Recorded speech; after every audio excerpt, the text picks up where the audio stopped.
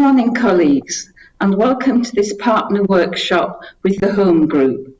And the title is Transforming Care, How Do We Pick Up the Pace? So I'm going to, first of all, thank the Home Group for running this workshop, and to hand over to Rachel Byrne, who's Executive Director of New Models of Care at the Home Group. So over to you, Rachel. Thank you, Julie.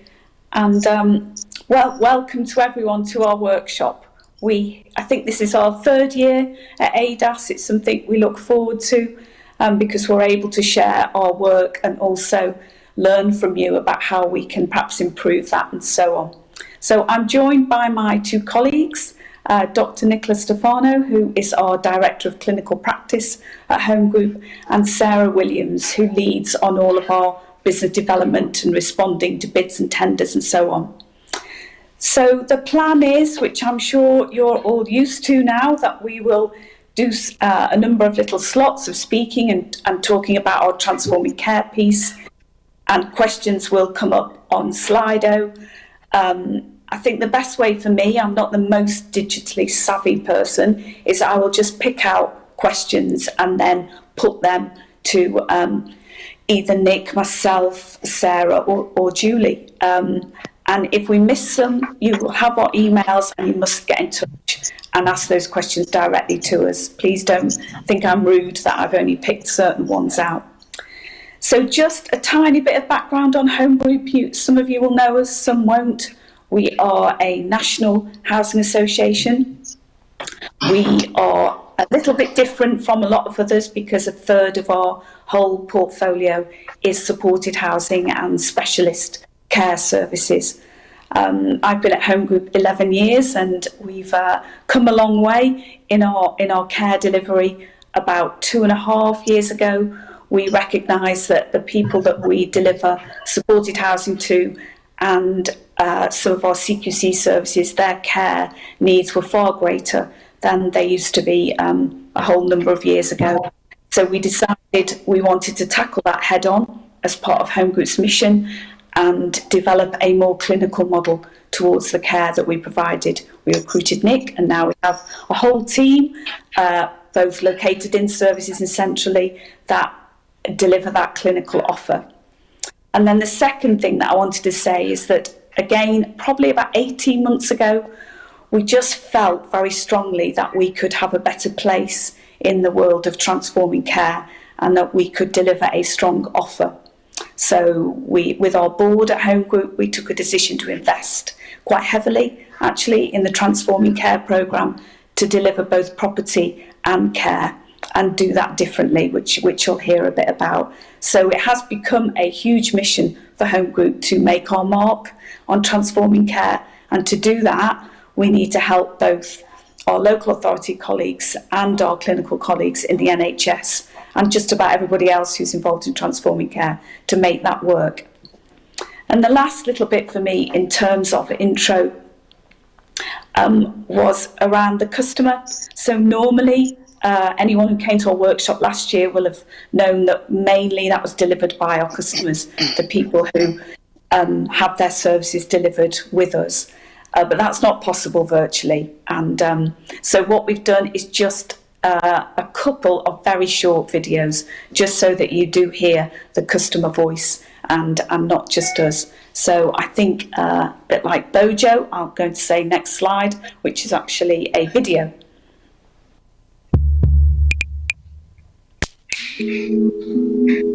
Hi, I'm Anthony and I'm one of Sam's support workers. Sam has a diagnosis of autism, ADHD and severe learning disabilities and was detained under Section 3 of the Mental Health Act. This was after his sister and father weren't able to continue to care for him in the family home. Sam required a home that was predictable with minimal disturbances from peers or the external environment, particularly other neighbours and traffic. Due to his compulsion to access unsafe or restricted areas within his environment and the subsequent agitation and aggression that often resulted when he was denied access, Sam posed a significant risk of harm to himself and others. Restricted, unsafe areas were known to cause Sam significant anxiety and subsequent distress when he was unable to gain access, so an open plan arrangement was preferred with as few locked doors as possible. We were given the brief that Sam's property should be homely and as personalised as possible given the risk considerations. For example, bathroom facilities, separate bedroom area, relaxing lounge area, and easy access to outdoor areas.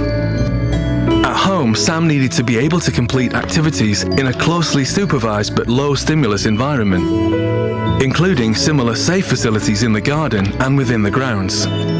Family contact was important to Sam, so the property needed to accommodate regular visitors as well as his support team. A bespoke kitchen was fitted with storage so that sharp and hot objects could be concealed. The ensuite wet room was anti-ligature, with an easy-access shower, robust sink and toilet.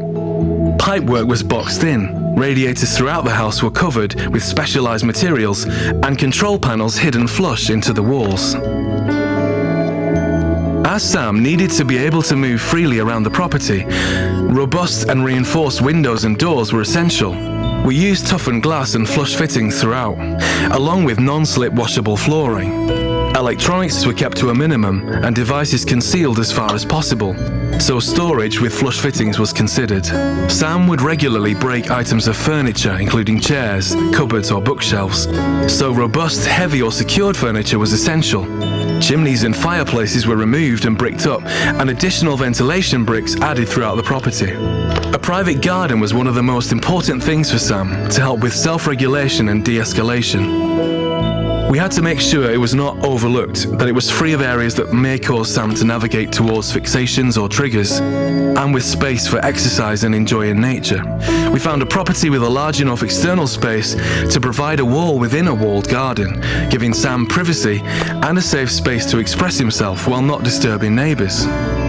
Staff accommodation within the property was also provided with sleep-in, and a private bathroom as well as space to store paperwork and computer equipment not accessible to Sam. Sam successfully transitioned into his property in April 2019.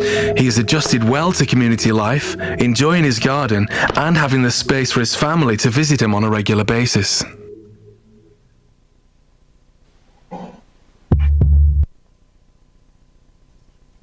Thank you. So hopefully that just gave you some insight into how we've adapted properties. I've built those around the customer, and we'll hear directly from a couple of customers later. So I'm going to hand over now to Nicola Stefano, who is our Director of Clinical Practice, and I guess more importantly than ever today is leading our Transforming Care work. Thank you. Hello everybody, and thank you, Rachel. I'm just going to talk a little bit about our home care journey. It's been probably 2 to 3 years in and started with investment. That was investment in property and infrastructure. So we firmly believe that to be successful with Transforming Care and to really help the most complex of individuals live a safe and healthy, meaningful life in a community, not only do you need the right environment, but you need the right care as well. Our model is heavily based on integrating clinical and social care practices and really focusing on that level of integration right at the front line. I joined Home Group from a long career in the NHS. I won't tell you how long because that would tell you how old I am, and I'm clinging on to my youth. So I spent a long time in hospital settings as either a director of governance or I did a lot around clinical standards. I spent a while in education, really looking at what integration means, and trying to push as much care out into the community as I, physically could, because care closer to home really is where we make a difference. So after I came to Home Group, we looked at what we'd need to do to be a robust, safe care provider for complex needs. We recruited a whole host of new skills to the organisation. We very happily employ occupational therapists, psychologists, forensic psychologists, nurses, mental health nurses and LD nurses, and we've worked really hard on our extended scope support worker offer. So it can really a lot of therapeutic interventions at home, in place with our customers. Alongside recruiting the right skills before we even transitioned or looked to really enter the market in transforming care, we also built our internal governance structures. So I know you'll all be well versed in that. So for us, it was really important that if we were going to take on complex care that was probably more than traditional social care offer, but not quite a hospital healthcare traditional offer, we needed to have a governance structure that sat somewhere in between. So we now happily have a clinical governance team. We look at compliance, where we're fast becoming experts in regulation. We have a clinical governance committee, and we have clinical skills reflected right from the front line to our board, which is absolutely fabulous. We've really embedded our integrated offer in every bit of Home Group. Once we felt confident that we really understood what our offer was, the model that we wanted to provide out there to customers, we started looking at what transition means. Now, Sarah, my colleague, will talk to you a little bit more about some of the practical aspects around that. Our service models are very heavily built around those with complex mental health needs, intellectual disability and/or forensic offending background. We've also, in amongst that, been asked to do a lot of work with females who have emotionally unstable personality disorder because they have very specific needs. Central to our offer, all of our work, all of our design is working closely with commissioners and their health colleagues who a lot of our customers currently reside with in locked institutions, to gain confidence that they understand that we have the skills to cope with the complexity and that we can be the glue that integrates that communication with family, the customer, the commissioner and the health provider to get the transition plan right. A lot of the barriers to doing transition safely and efficiently, Sarah will talk about financial barriers, but actually a lot of it is getting the confidence that people can be released and getting the buy-in from their family. Many of our customers that we are transitioning currently, you know, their families are absolute advocates for them and they haven't always had the greatest of experiences. So getting them as partners alongside us is really important to us. That gives you a little bit of a feel for how we've set ourselves up. We've been very careful to make sure that our offer is bespoke to the customer. Whilst we know what our integrated offer looks like and feels like, when we build a service around a customer, we really make it person-centred. We really look at what they need. A lot of our customers might not need a lot of psychiatry or psychologist input, but they need significant occupational therapy to build their skills and independence. Central to all of what we do is a strong push towards positive behaviour support, managing those challenging behaviours in a proactive and least restrictive manner. That's really important to us. We want to see a reduction in behaviours that challenge, but also a reduction in restraint and the tactics that are currently used in their existing provision. We really believe that that can be done through the bespoke environment that we build with our properties and also our support. To give you a feel for a couple of services that we're developing at the moment and we're actively transitioning customers into that I think are interesting and demonstrate our offer. I talked a little bit about the EUPD service for women. That model is really built upon psychologically informed environment approach, really looking at how the building can support people to feel that they're in a home, that they're safe, that they're in control. We have a cognitive analytical therapy as our theoretical framework behind the psychologically informed environment. That's what we're building our interaction on. We have a manager of that service who is an active mental health nurse to enable the formulation of risk at a complex level. and to also deliver strategies around suicide, self-harm and potential risk to the community, which is a lot of what we're seeing in these individuals.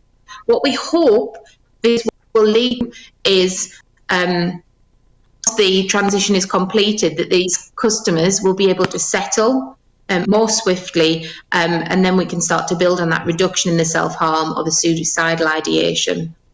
We have oversight of this service by a regional psychologist who will have a speciality in cognitive analytical therapy to provide support to our clinicians on the ground. We also have OT input into that service, depending on what the individual customer's requirements are, and that will reflect the significant barriers that we see in aspiration skills development and to support in an explicitly peer-led model. We focus really on building healthy relationships, self-esteem and motivation. I've talked a little bit about PBS, and for that specific service and for those customers, it features in there, but it'll be more or less prominent depending on the needs of that customer. We also really have a focus on physical health. What we've looked at through COVID actually, and the transition of our customers, a lot of them are behind with screening that they're perfectly entitled to. They won't engage with traditional health services. We see that as an absolute barrier to them achieving the health outcomes that they deserve. So we'll be focused quite heavily on that. We also have some physical health nurses that work with us that will do health assessments where required to help break down some of those barriers. So that was our women's service. The other service that I particularly am proud of at the moment is a developing service. It's a PBS service for those with complex learning disabilities, autism and physical health requirements. We call it Nicholas House, that's the name of the building, and that service is built around building around independence, but also having an LD nurse and a PBS specialist in the service who can really work with these customers who not only have challenging behaviour but can be quite damaging to their environment, to try and reduce those behaviours of concern. We've worked so closely with the committee, identify the right customers that will go together. It's a 6 to 8 bedroom service. Each individual flat will be bespoke to the customer. Each customer will have their own PBS plan. We'll have a lot of focus on development of skills in that service. So each area that we work with has similarities, and the ethos and the same service will specifically around the customer or group of customers with their specific needs in mind. The way in which we work, another area that we've focused really hard on with transforming care, is having a model of practice that is, and we call it life, living independently, feeling enabled, that every single person in our transforming care business unit or any of our other frontline services would talk to. If you ask them, how do you work? They'd talk to you about that model. Person-centred, strengths-based, focus on skills, reformed, core principles that everything on. And we've spent 3 years doing that. We've spent 3 years on good training, infrastructure and skills development at the front line, because that's where we believe you will get your return on your investment and really see this stability in this type of group of individuals. So that's probably a good in the round flavour of where we are with transforming care. We are actively transitioning at the moment between 11 and 15 customers. We're working on transitioning another 15 customers before the end of February, and we are actively working on adapting the physical environment of all of those properties as we speak. We've learned a lot. We know what the basics of a transforming care property need to look like, and then we have add-ons that you can agree in relation to each of our customers. It's all very exciting, and what I would say that I've learned personally, I've always known that care is right to be in the community. I firmly believe that individuals, how they behave in an institutional setting or a locked ward, actually isn't how they'll behave in a community. and we've got a very, very strong group of people who are passionate about giving people the life that they deserve. So I'll be quiet now. And that's me. Thank you, Rachel.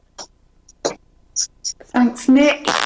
That was great. Hopefully prompted some thoughts from people. I am looking at Slido, but there's nothing on there yet, so I'm nervous that would be my inability to have clicked the right button. But if that's the case, just do ask questions, and if I'm hoping it's working. So the bits that might be useful to cover. So hearing from Nick gives you a very strong feel of how we are going to operate and how we're currently operating.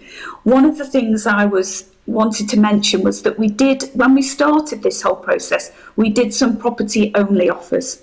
So I think we have about 5 customers who live with us, but where the care is delivered by a different provider, and that's fine. And we did the property. The advantage of doing that was we learned an incredible amount, partly which influenced our model of care. I have to be frank about that.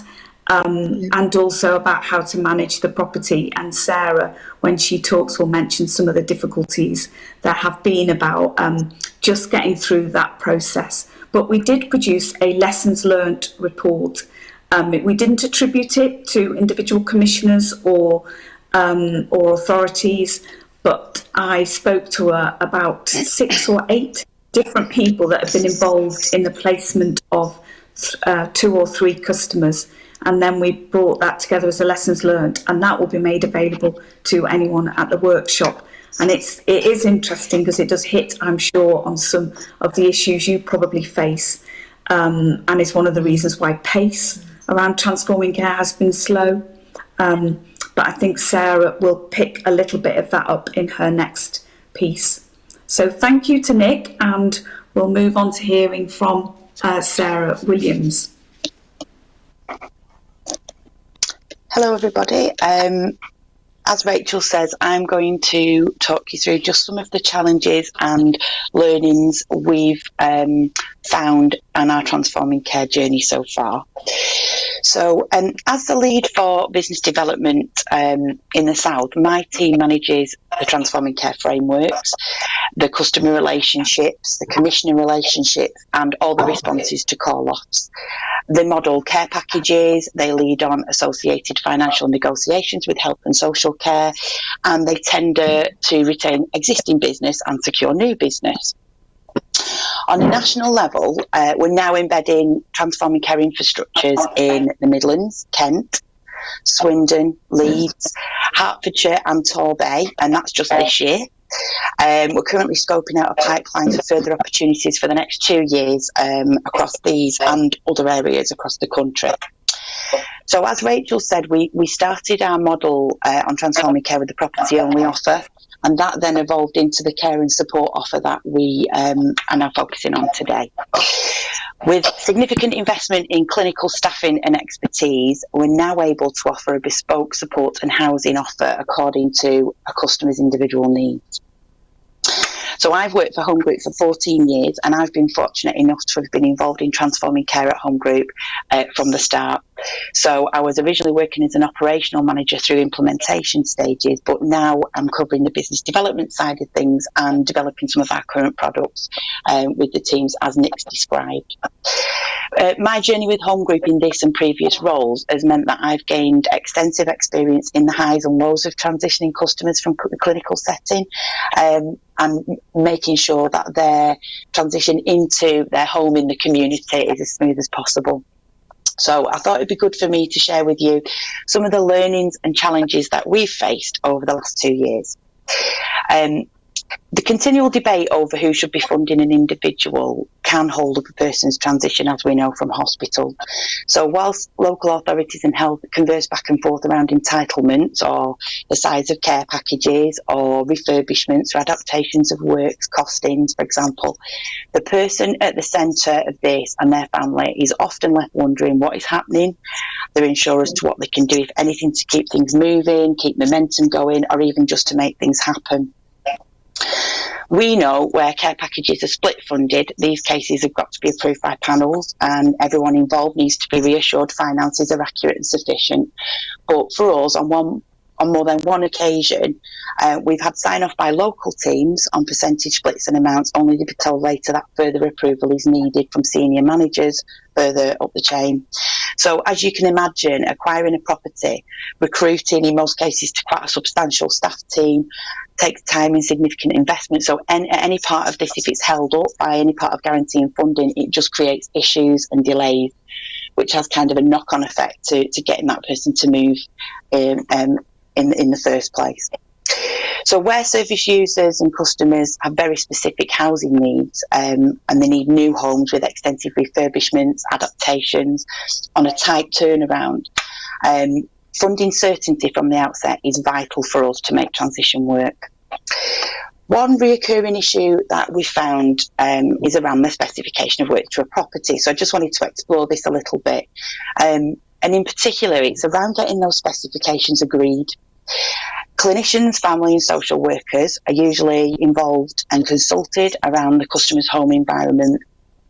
Usually with the best of intentions, the collaborative approach can sometimes create an expensive wish list. And what we're finding is we often have a wish list as opposed to what a service user actually needs. So in these cases, because the refurbishments cost pull through into rent figures, we often face a barrier of high rents and a time-consuming task of coordinating discussions around who's going to foot the bill. Sometimes CCGs have agreed to pay a top-up, but in some cases they don't. And sometimes the customer is then left with the deficit. So we've learned that it's important for all parties to understand the implications of how the different elements of transforming care in the community is funded, and communication is definitely key from the outset with all parties to ensure that plans are realistic and achievable. Housing benefit. So housing benefit departments are very, very challenging. We've come up with a lot of hurdles and we've learned a hell of a lot. So it's generally just around this cohort of customers and who's going to pay for what, as you probably know.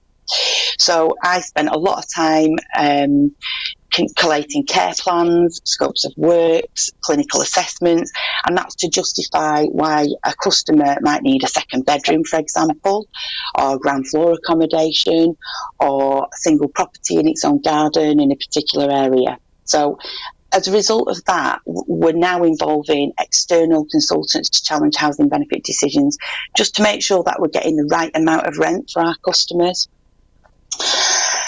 How we furnish the properties is also worth mentioning here. So our core package offer is a basic white goods and floor coverings, but yet more and more we're finding service users don't have access to repatriation grants. And because they're coming from long-term placements in hospitals, they don't have their own furniture or means to provide this.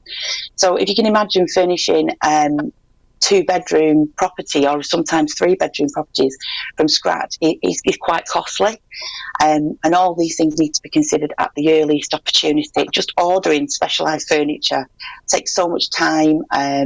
So all elements of actually setting up the home with the customer and their family, it needs to be resourced and managed. And that's what we're doing.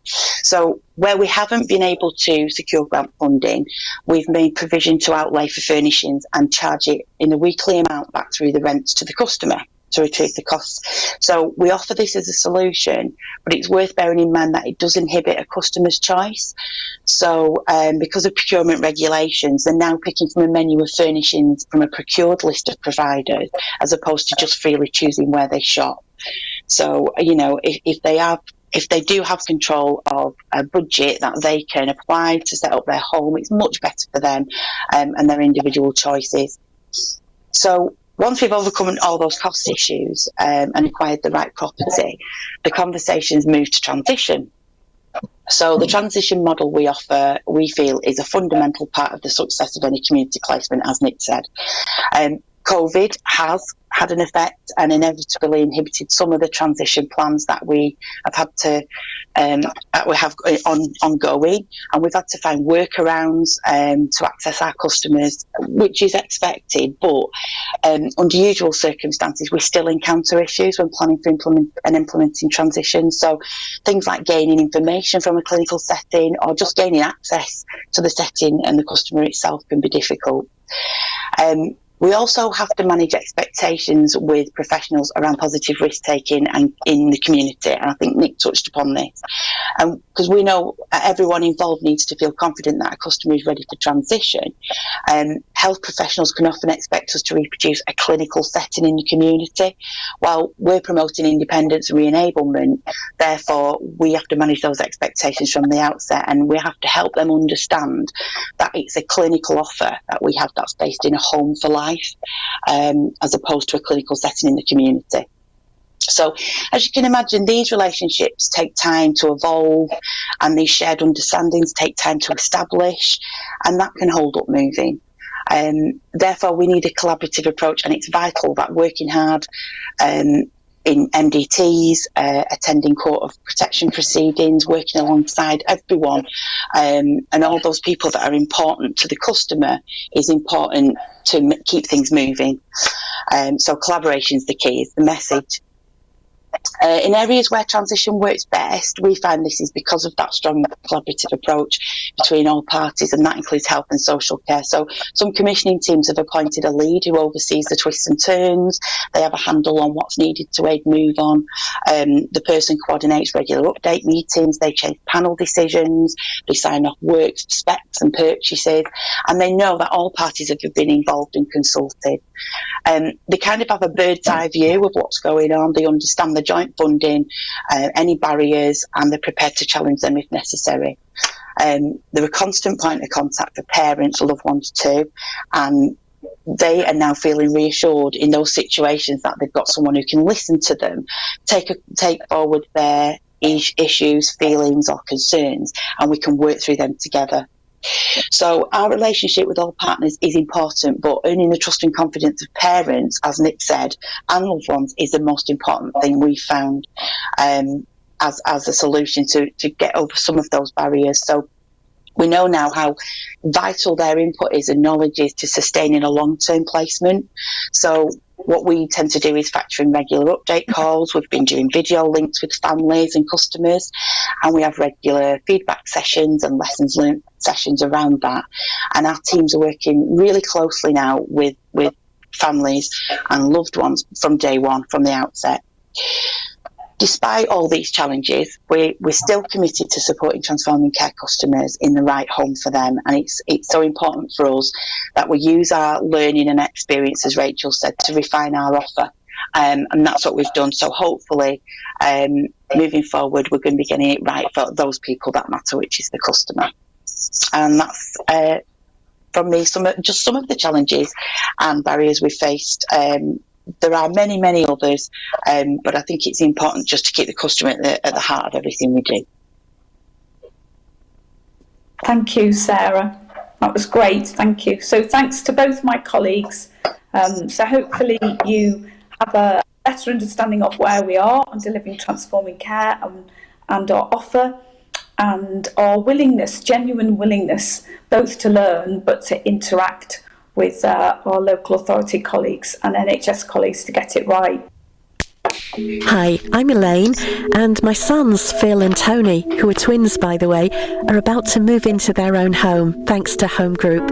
Home Group was recommended to us by our community nurse, who we trusted, and we looked online and found very positive reviews. When we contacted them, my husband John and I found that the staff work really well together with other organisations involved in the care of our sons. And as parents, we feel involved and valued in the whole process. They're very client-centred.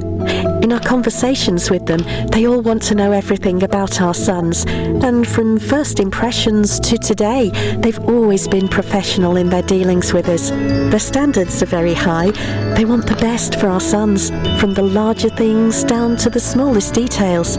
We always feel we're given as much time as we need to make the right choices, and they assist us just as much as we want them to in our decision making. They are poles apart from most of the other care providers we've encountered.